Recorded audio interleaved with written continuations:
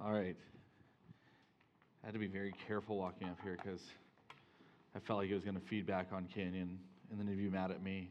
You guys would all look at him, he would be mad at me, and that's how it would go down. But, all right. So, first of all, let me introduce myself because I don't know all of you. My name is Mark, and I am one of the pastors here. I used to do student ministries, and luckily for the youth, I'm not doing it anymore. I'm kidding. I used to do student ministries, and just recently, this summer actually, I transitioned into doing family ministries, which is basically still like overseeing youth ministries, but also children's ministry and counseling ministries and all those other things. And so that's what I get to do usually on my day jobs. But for tonight, John asked me to preach for you guys here because he is at the wedding or the rehearsal dinner for a couple that many of you know, Wes and Mariah. And so he was not able to be here tonight. So he chose me. So we'll see if that was a mistake or not by the end of this. We are going to be talking about, I'm just going to continue on in here as a series, Ethics of the Kingdom. And really, you guys are taking a look at the Sermon on the Mount. And John will let me know that he spent a bunch of time on the Beatitudes. And so you're not very far into the Sermon on the Mount yet. And for that, I apologize for him taking a long time in the Beatitudes. But tonight, we are going to get to that next section, that salt and light section. Many of you, if you've been in church for a while, you've probably heard this preached at some point, or you've heard people tell you you should be salt, you should be light. That's what Christians are supposed to do. And you've probably heard it quoted a bunch, and you probably are coming into this and saying like, well, I could probably preach this one. It's kind of self-explanatory. It preaches itself in a lot of ways. And if you were to say that, I would say you're probably right. Jesus was pretty clear in this, and I love kind of how he set this up. In the first part of the Sermon on the Mount, he brings all of these believers to him. He brings them in, and he sits them down, and then he starts to teach to them. And he's going to teach to them for 2 whole chapters, and at the end of it, they are going to be completely amazed, completely astonished. And so at this point in the Sermon on the Mount, like you've got to imagine the people who are listening to this sermon, because they're listening to it all in one shot, delivered by Jesus himself, which neither John nor I can compete with. And we're also going to kind of break it down in smaller chunks. But they're giving it, so they're hearing this sermon, and they are sitting there, and they're like, man, this is so different than something I've heard before. This is teaching like I have never heard it before. And they're going to, the crowd is going to say at the end in Matthew 7, once you guys get there, the crowd is going to say, who is this man who teaches with such authority? He teaches with more authority than the scribes. Even he understands the word so well. He articulates it so well. And he does spend that first part talking about these Beatitudes. What should Christians be? What are they going to be the markers in a Christian's life? And he talks about things like Christians are going to be blessed because they're poor in spirit, they're meek, they're merciful, they're pure in heart, etc. And in the Christian life, we're all going to be that at some point. At some point in time, we are going to be poor in spirit. We're going to be meek. We're going to be merciful. That's just what's going to mark a Christian. They're going to stand out before that. And we should know that as Jesus says, that we are blessed when our lives are marked by these things. And so you've kind of gone into that. And so Jesus has laid down these road markers for here are some things that should mark your Christian life. And if those are not things that are marking your Christian life, like you need to examine your Christian life. You need to examine how you are living. But then he's done with the Beatitudes, and now he's going to change modes. And he's going to talk about salt and light, and he's going to tell Christians what they should be and how they should act in the world. He says, you are now to be something, salt and light to this world. And he will start by telling these believers that these are the things that will mark their life. And he will call them to action. And so So here is the things that people will say about you. Here's the characteristics. But now it's time to actually do something with that. There's going to be a call to action that we're going to have. And so in Matthew, we're just going to look at 3 verses tonight, 13 through 5, 13 through 16. And it says this. It says, "You are the salt of the earth, but if salt has lost its taste, how shall its saltiness be restored? It is no longer good for anything except to be thrown out and trampled under people's feet.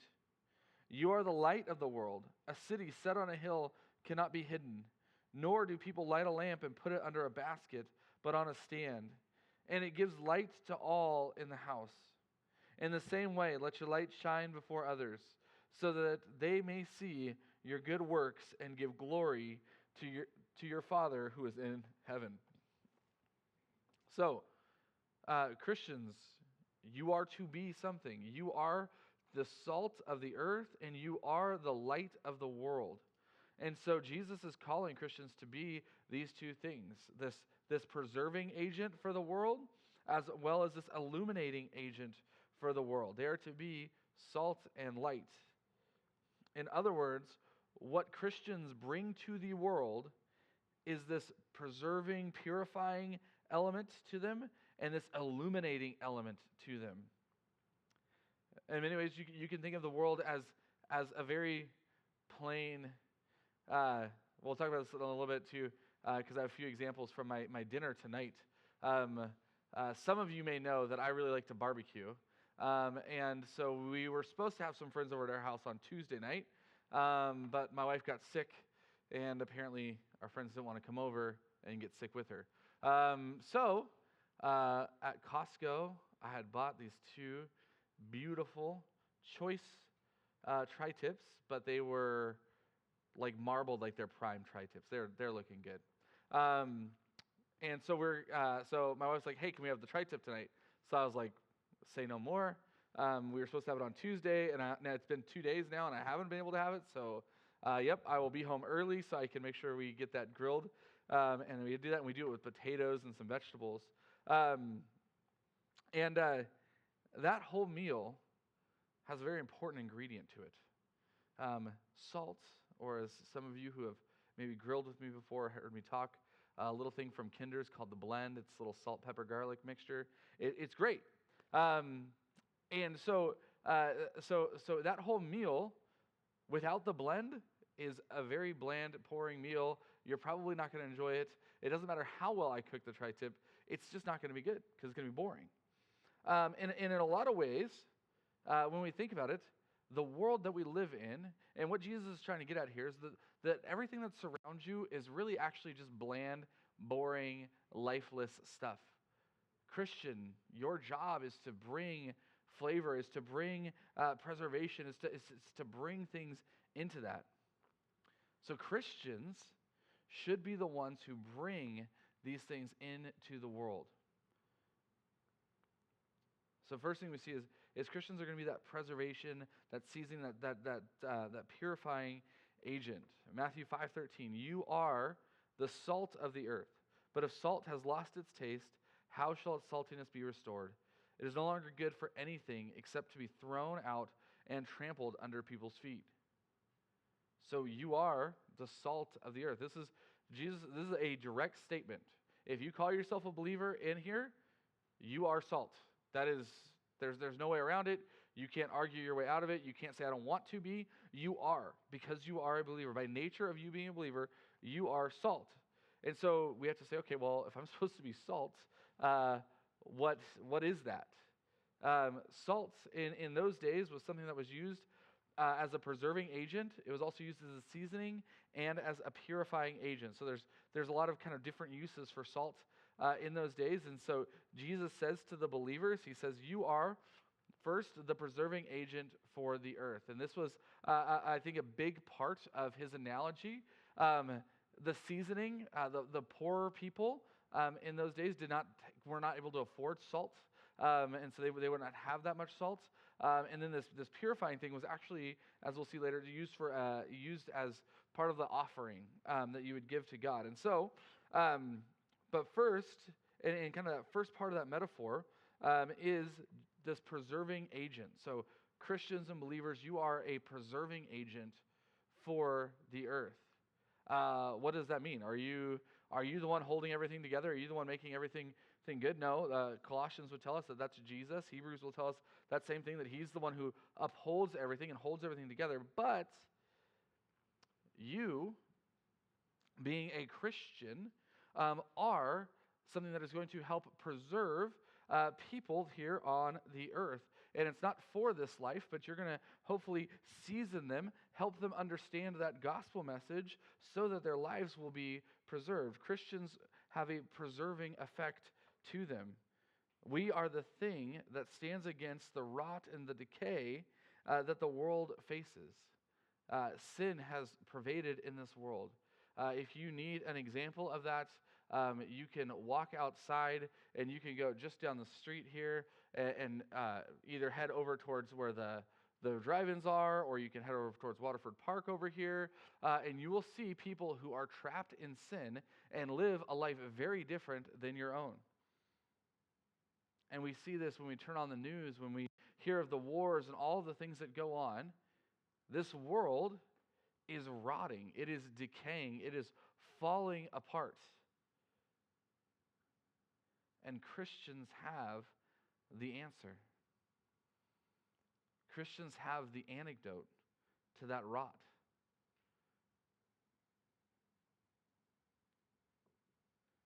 Jesus understands that this world is in a perpetual state of decay. It's only going to get worse until he returns. But what he says to the believer, and what he would say to us now, and what he would say to the church, is to go and be the preserving agent. And so how are you to do this? How do we preserve like salt preserves? How can we be salty? And it's not by just being grumpy at people. That's what the kids have turned it into. We need to understand what the preservation process requires. So it's really interesting when you want to preserve meat with salt, because back in Jesus' day, he knew that refrigerators were going to be a thing, but nobody else knew about refrigerators. They just didn't have them, and so they don't have a way to keep their meat fresh. If you remember, my tri-tips were bought on Sunday. They were to be used on Tuesday, but they had to make it till Thursday, and they did all of this not because I believe in dry aging my meat. I don't. That's kind of gross and probably leads to disease, but I don't know. Steakhouses charge a lot of money for that. But it was preserved because I had a refrigerator. Well, if I didn't have a refrigerator, I would have had to cover it in salt, the whole thing, and crust that whole thing with salt, because if I leave a little piece like without salt on it, that's where the decay happens. That's where probably, I think if I left it out for 4 days in the heat, maybe it'd be like kind of brown, kind of colored-ish. If you go a little bit longer than that, it's really cool. You'll have like maggots and stuff that are like eating it and things like that. But if you cover it in salt, it actually will preserve it. It'll keep it so it doesn't get rotted. It doesn't wind up like with maggots in it and eating it and things like that. And so with Christians, as we think about that preservation, and we think about this world as this meat that needs to be preserved, one of the most important things that we must do is be all over it, be surrounded it, be permeated throughout it. We can't. It's wrong, and Christians are not effective salt to the world when they sit over here in this little huddle and they've only got this one side of the steak that they're protecting. We need to go out. We need to go be preserving agents everywhere in the world. We need to go be preserving agents in the grocery store, the post office, in your neighborhood, on your school campuses, in your social media platforms, in your job, in your outside friend groups, in your own families. Christians need to be in there proclaiming the gospel message, looking to try to save souls so they can be that preserving agents. Christians need to be all over the world to bring the message of the gospel, the message of the preservation of souls. So salt can be that preserving agent, but it's also a spice. It's necessary to make anything good. You remember my dinner tonight. So my dinner tonight, just so you all know, and you can be a little bit jealous, was tri-tip. A bag of vegetables from Costco. They called it sheet pan vegetables. It looked really good, and it was okay. And then some roasted potatoes that we roasted, like I roasted on the grill with the tri-tip, and so they get kind of smoky and a little bit tender, and they're really good. But I had to use that bottle of blend heavily. Potatoes, if you guys have had a plain potato, there's not much to it. It's kind of boring. Steak, if you've ever had like an unseasoned steak, okay, it's okay. It's not that great. Nobody's going to be like, man, that was good. And then the vegetables, man. So the vegetables, they said on the little package that there was already seasoning on it. There's not. I'm just going to tell you. So I took a bite of vegetables and I was like, this is gross. And so then I went and I got the salt and the pepper and some butter, and I put that all over it, and guess what? Good vegetables. It changed the way. It made those vegetables come alive. They were much better. Salt is really great for making things more edible. It makes the vegetables I had for dinner better. It makes the meat I cooked better. It makes McDonald's French fries. Like, let's just be honest. How many of you guys have ever gotten McDonald's French fries where they like didn't season them? Thank you. These are the brave souls that admit they go to McDonald's. I go to McDonald's with some regularity. And there's some times that they forget to put salt on their fries. And when they don't, and I don't know what it is about McDonald's salt, but there's something special about it. But when that McDonald's salt is not on those French fries, I got bad news for you guys. They're bad. They're not good. Some of you may say they're never good, but I'd call you a liar, and I'd take you to McDonald's, and I'd give you some French fries, and you would be a convert. Because they're good, but without that salt, they're pretty bland and pretty mid. So salt is something that's necessary to make things good. Christians, in the same way, bring that flavor to this bland world. I don't know if you noticed, but increasingly we live in a world where uniformity is applauded. Standing out is not really something that a lot of people want to do. I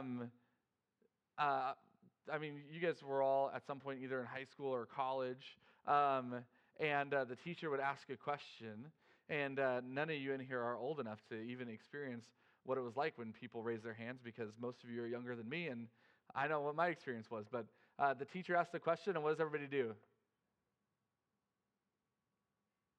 Exactly what you're doing right now.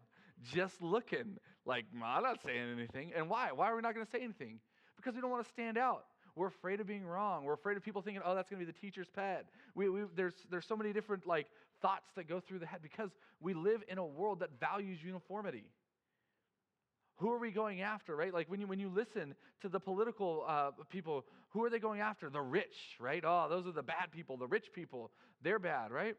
Or take whatever, if you want to live in the oppressed matrix or whatever, whoever the oppressors are, those are the bad people, and you don't want to be like that. Those are the people who stand out. Those are people who maybe sometimes stand out for bad reasons because they actually are oppressors and they need to be corrected. But sometimes it's just because they're a little bit ahead of other people. And so we live in a society that wants uniformity, but Christians, we're called to be a little bit different. If you really zoomed out and you look at the world, or just scroll Instagram for a little while, or TikTok, or whatever the social media platform is that you guys use, Facebook, you guys Facebook users? A couple, okay. Yeah, it's the old guys over here, Jesse and Ethan, man. Jesse, got a MySpace or no? No, okay, good. How many of you guys even know what MySpace is? Okay, this is participation time. Raise your hand if you know what MySpace is. Okay, good. Okay. Because, yeah, when I'm talking to this group of people and you all don't know what MySpace is, I think it'll be time to retire because I'll be an old man at that point. But if you really look at it, I know sometimes we get stuck scrolling Instagram and those things, and you look and everybody's life seems to be so great. But really, zoom out a little bit. Like, scroll through and you're stuck in that scroll, to the next reel, to the next reel, to the next reel. Like, it's really just boring. Like, they're all the same. And most of us, the algorithm has figured out the things that we're interested in, and so they show us, but it's all the same thing. Like, I've got 25 different guys that will stand up and show me how to do some woodworking project. Like, it's all the same thing. I don't need 20 different people to show me how to put a butterfly piece of wood into a tabletop or to pour an epoxy pour. Now, it's cool to watch. I like to see the finished products. But at this point, I just scroll forward to see the finished product and I move on. The reality is, when we really think about it and you zoom out, the world outside, the world without God is a boring place. It's bland. It's a place where you're constantly searching for that something else. I just need that other thing. If only there was a little bit more seasoning on here. If there's a little bit more, it would be more alive. Christians are to bring flavor to that bland world, a change of pace, an alternative to that lack of seasoning in the world. And for salt to be effective as a seasoning, it needs to be used right. Too much salt ruins the food. It makes it unedible. Too little, it doesn't change. It's still bland. But the right amount of salt, the right amount of seasoning brings the food to life. Those vegetables that I was eating, like, it's the ones from Tattooed Chef. It says sheet pan vegetables at Costco. If you get them, season them. You're going to need to. Because otherwise, they're just bland. Like, I don't want to eat them. I don't want to force my kids to eat them. We're just not going to do it. But add a little bit of butter, add a little bit of salt and pepper, and all of a sudden, these vegetables are alive. Brussels sprouts seem enticing. Broccoli is good. And then that onion that's actually in there that's supposed to bring some of the flavor stands out and allows it to bring some of that flavor. This is what Christians should bring. They should bring that spice to life that makes it come alive. We have a message to proclaim that can take dead things and make them alive again. We can be salty. And that final piece of what salt does is it helps to purify things. In Leviticus 2:13, it says, "You shall season all your grain offerings with salt. You shall not let the salt of the covenant with your God be missing from your grain offering. With all your offerings you shall offer salt." This salt helps to purify the offering. Grain with salt in it was grain that was consecrated to God. And this is part of the Christian's role in the world. Christians are to be that purity in the world. Christians, we do not purify the world. We know that Jesus himself will do that. But rather, we are the pure ones in the world to help the world see what it looks like to be that purity. And then quickly, I just want to touch on what happens when the salt loses its saltiness. And this is the warning. Jesus calls us to be salt, and then he gives us a warning. He says, but what happens to salt when it loses its saltiness? Can that saltiness be restored? Is it good for anything except for to be thrown out and trampled under people's feet? Salt that loses its saltiness is salt that has broken down, that has decayed, and has become just like the dirt that it was pulled out of. And the warning here for the Christian is to not be that salt that loses its saltiness. Pure salt, if you can find pure salt, it will never lose its saltiness. But most of the salt that we can find and most of the salt that we get is not completely pure. There's some impurities in it which then will cause that salt to break down and eventually become just like the dirt that has put those impurities in it. The salt that they would pull up from the Dead Sea that they would use at this time, it was salt that was often affected by that problem of impurities inside of it, thus making it lose its saltiness after a while. And so they knew exactly what you do. If that salt stops working, you put it on the piece of meat and it doesn't preserve the meat. You put it in that dish and it doesn't add flavor to that dish.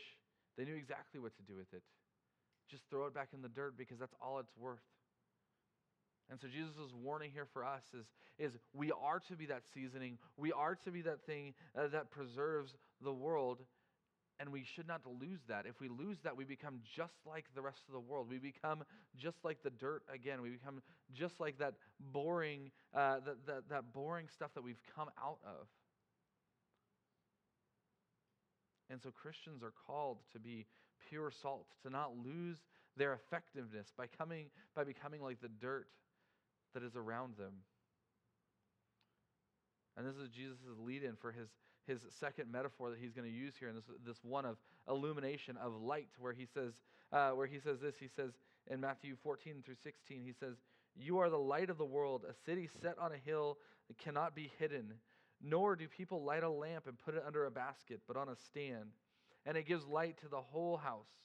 In the same way, let your light shine before others, so that they may see your good works and give glory to your Father who is in heaven." So Christians, you should be light, you should be salt, and you should be light. So these two things, salt and light, are distinctive because they directly impact the environment that they're in. When you throw salt into something, it changes what that thing becomes. And when you put light into a dark environment, it changes what that environment is. Light stands out in darkness. The idea of light is that it affects everywhere. And what Jesus is getting at here was this metaphor where he talks about a city on the hill, and he talks about a lamp when you put it under a basket rather than on a stand. Is light, when used properly, illuminates everything around it. How many of you guys saw the movie The Lion King? This is a good crowd for The Lion King, it should be. And the young folks over here haven't seen The Lion King. We're going to have to, not the remake. Oh my goodness. No, the original, man. So there's a scene in The Lion King where Mufasa, he takes his son, Simba, up to this rock, and they're looking out, and he says to Simba, he says, "Everything that the light touches is our kingdom." And they pan out from Pride Rock, and across the whole savannah, you can see the light touching all of this expanse, except for this one little area right over there. And Simba, because he wants to get in trouble, asks, you'll find that out later in the movie, he asks his dad, "But what about that dark place over there?" And Mufasa says, "We don't ever go there. That's outside of our kingdom. That's outside of our borders." That light is stopped by the rocks that make the shadowy area where the hyenas live and Scar. And there's evil there. And I think of that because you just realize how expansive and how nice it is to have light. I've been to a lot of places, got to travel to quite a few places. Oftentimes I find myself arriving to these places at night, and I'm a little bit more freaked out about them. I had to fly to Atlanta, and the place I was staying in Atlanta was this place called Buckhead, which is actually like super nice and super posh. But I got there and it was like 11 o'clock at night, and I had rented an electric car, and I needed to charge the electric car, and I didn't know where to find an electric car charger, and it was dark, and I'm a big guy, but I was a little bit scared. Because it was dark. Like, I didn't know what to expect. I'm in a new place, it's dark, there's no light, and I'm a little bit freaked out. I also didn't quite know how to charge an electric car. So it's not like the gas station. So I'm a little bit freaked out. So then I go to bed, and I wake up in the morning, And I'm like, oh, this place is super nice. I don't know what I was worried about, right? Same thing. I went to Atlanta like a few months before that because it was a work thing I was going to. And that time we had to stay like literally right next to the campus of Georgia Tech, which is a really nice area as well. But we got there late at night, and I was hungry, and the only place that was open was Taco Bell. Okay, that's cool. I can handle Taco Bell. But I know Taco Bell late at night often is where you get some people that you may not want to hang out with. And so I was a little bit freaked out. And I remember walking to Taco Bell, and then all of a sudden there was somebody walking behind me, and I was like super aware.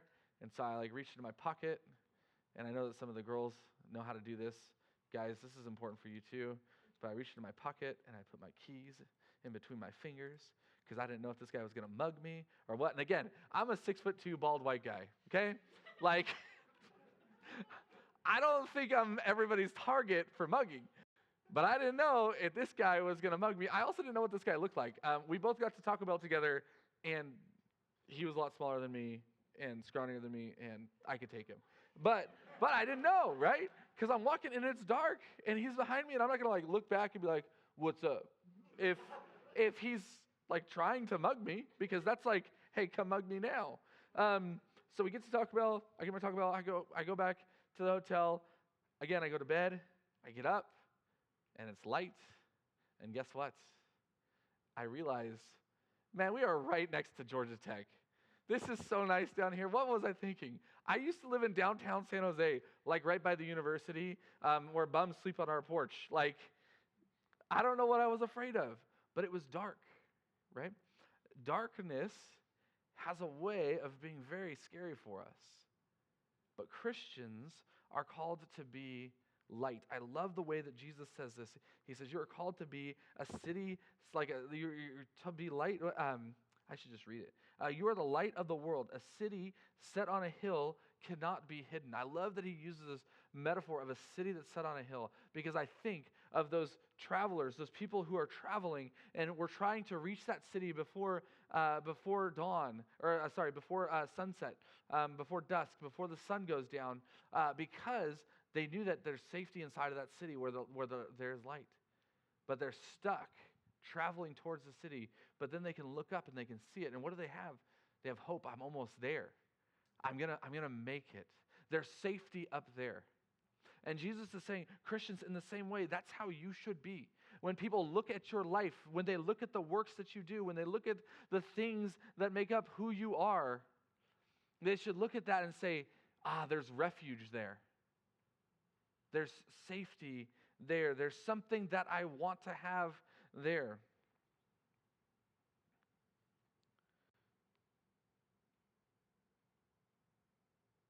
They should draw the attention of all those around them. When I go to bed at night, I'll leave it right there. I'm just kidding. I'll tell you more so that way you understand the context. But when I go to bed at night, often, we have these nice like French doors, and we live right over here on Communication Hill, but like right next to the staircase. And so our house is like the highest part on that part of the hill. So like there's nothing that impedes like my vision going out towards the mountains over here. So every night when I go to bed, I like to look out the window. Like before I go to bed, I like to look out the window and just see what's going on. And if I look straight out up like where Mount Umunhum is, there's the mountain there. There's a country club that sits like just below the mountain to the left. And when they have all their lights on, it's because there's like a party going on there or whatever. And I can see that very clearly. But then also, I have noticed that there are 3 distinct lights. I'm assuming that they're houses like leading up towards Mount Umunhum. And they stand out. Like Mount Umunhum is kind of far away from my house. But I can see them. They stand out. Why?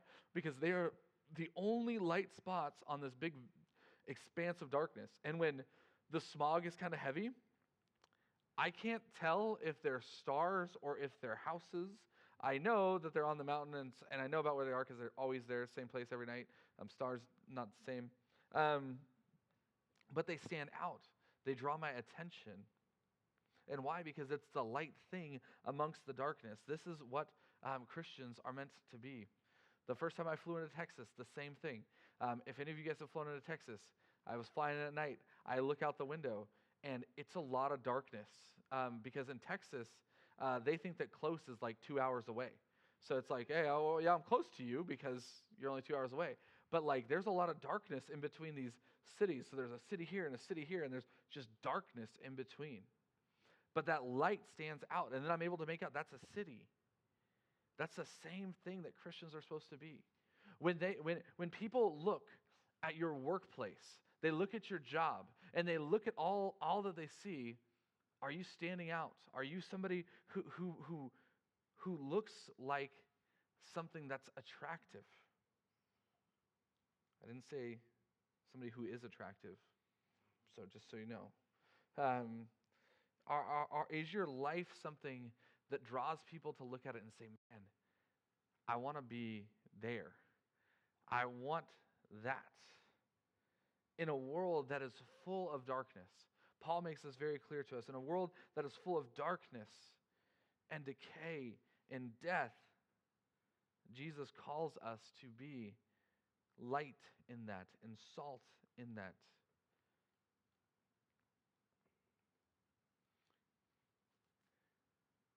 Jesus calls us to let our light shine before others so that they may see our good works and give glory to the Father who is in heaven.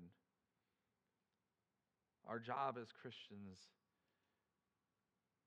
is to bring preservation and seasoning into this world as well as light so that people can see the Father and they can glorify Him. We talked a lot, Jono talked a lot the past few weeks about the things that should mark your lives as a Christian. Well, now what you should be to this world is salt and light.